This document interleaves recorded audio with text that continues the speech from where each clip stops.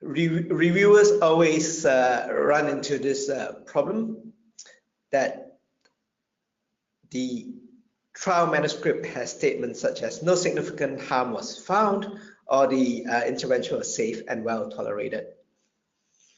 Now, does this mean that we can put down 0 in the data extraction spreadsheet that we're using? And can we assume that the treatment was safe?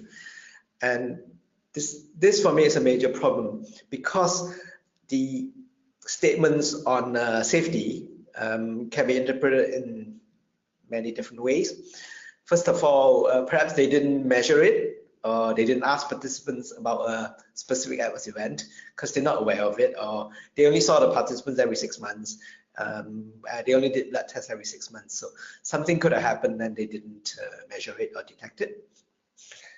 I'd be more reassured if they said they measured it, they were doing regular x-rays or blood tests, or they asked the patients frequently for any problems, and they wrote down 0 in the data table to confirm that there were no events, and that I would call it a true 0.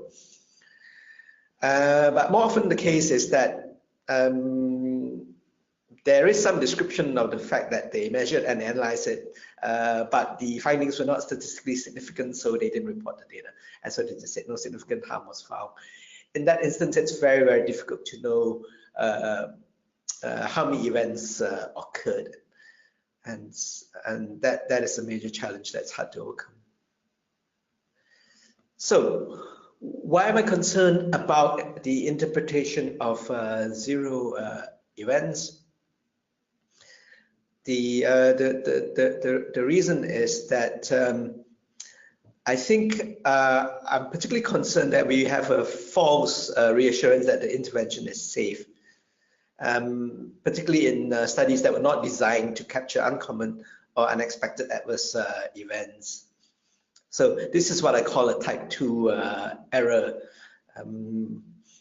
where we failed to detect the important difference because it wasn't measured, or the sample size was too small, the follow-up wasn't sufficient to measure a long-term adverse event that occurs 1 year or 2 years or even 5 years after the intervention's been delivered. So generally, when I see a statement that says no significant harm was found, then I usually make an effort to check whether there's an adequate definition of adverse events. Was there sufficient monitoring stated in the method section of the protocol? And what's the risk of misclassification? So perhaps the event was wrongly diagnosed, for instance. And any conclusions, and certainly those of you who use the grade system, you can make a more reasonable interpretation based on the imprecision of the effect estimate or likelihood of estimate changing with further study, so that you could downgrade your interpretation of the strength of the evidence.